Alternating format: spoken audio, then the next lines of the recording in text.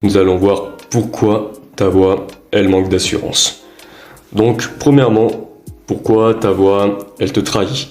Ça peut être dû à un stress, ce qui va faire que tu vas avoir une respiration très haute et accélérée.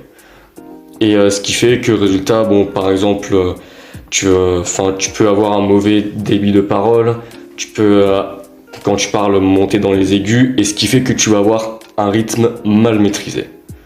Sache que le problème, ce n'est pas ta voix, mais c'est ce qui se passe avant que tu parles. Donc, comme je disais, lorsque tu stresses, ta respiration, elle devient très courte, elle devient très saccadée et très instable, et c'est ce qui fait que tu vas avoir une voix qui ne va pas être stable du tout. Parce que soit, généralement, tu vas te mettre à parler très vite, ou vraiment assez fort et monter dans les aigus. Et ce qui fait que même à l'extérieur, ça va dégager ce manque d'assurance. Et en fait, plus tu stresses, plus ta voix monte. Et plus elle monte, moins tu sembles sûr de toi. Donc, on va voir du coup la première technique pour remédier à ça. Ça va être la respiration basse.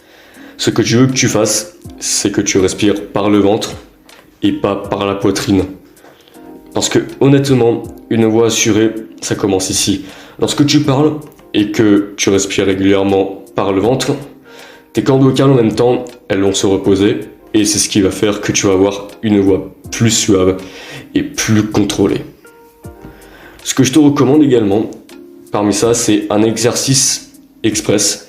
Ce que tu peux faire en même temps que tu parles, c'est tu inspires 4 secondes, tu expires 6 secondes et tu parles en même temps sur l'expiration. Et ça, tu peux le faire avant chaque prise de parole, car non seulement ça va t'enlever ce stress, et en plus tu vas avoir plus d'assurance, tu vas avoir une voix plus confiante et plus suave qui arrivera plus à convaincre les gens en face de toi. La technique 2, c'est très simple, ça va être tout ce qui est le rythme et tout ce qui est les silences. Généralement, plus tu parles vite et plus les gens en fait en face de toi, ils vont voir que tu te sens, ils vont voir que tu stresses. Et généralement, quelqu'un qui parle et qui stresse, il va pas être pris au sérieux.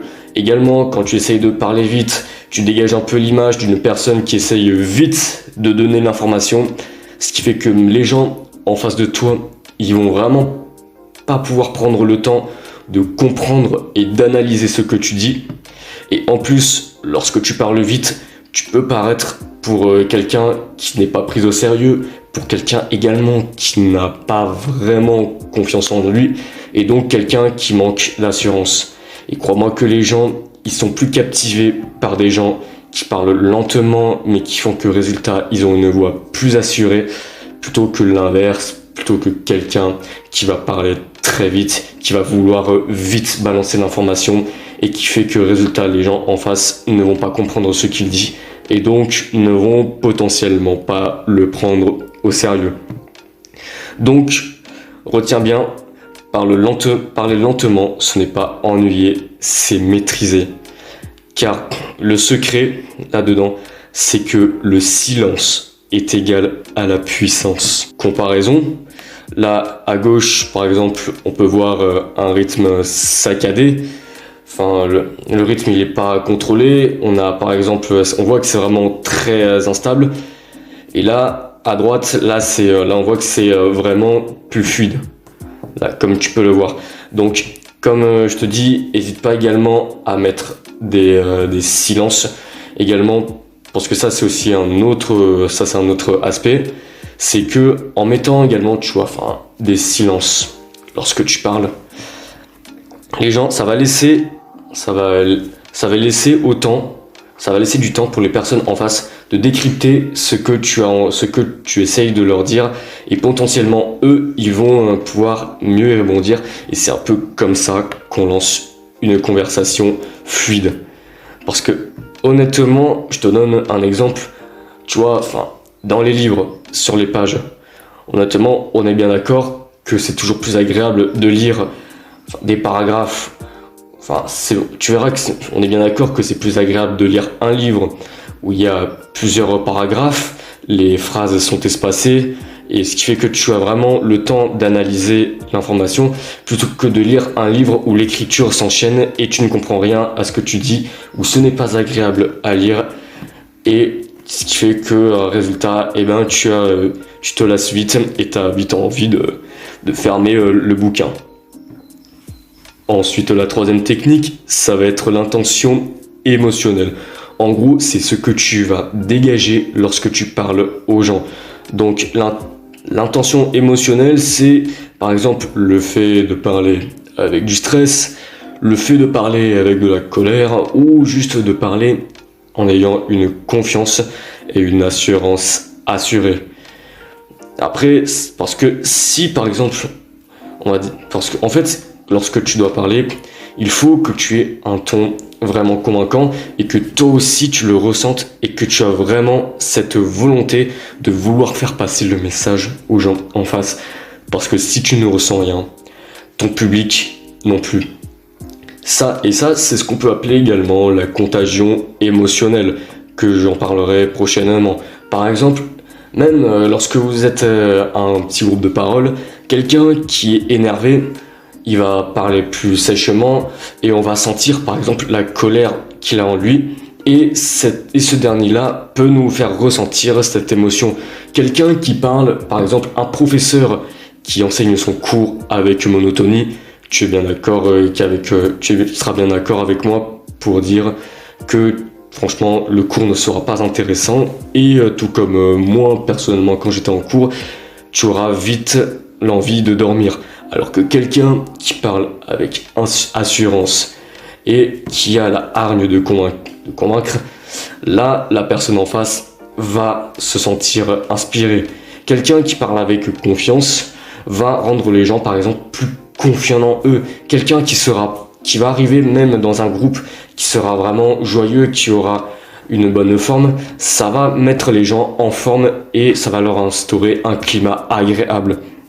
Donc retiens bien ça, une voix transmet une émotion. Donc la question clé avant de parler, comme je disais, c'est ce que tu dois te poser, c'est qu'est-ce que tu veux faire ressentir. Est-ce que tu veux convaincre? Est-ce que tu veux rassurer? Ou alors est-ce que tu veux inspirer? Quel est ton but lorsque tu parles et lorsque tu t'adresses la parole? Moi, tu vois là par exemple, mon but c'est de te convaincre à enlever ce stress et à parler avec assurance. Donc, petit bonus également, la posture vocale. Ça, c'est très important. Lorsque tu parles, la posture, elle compte énormément.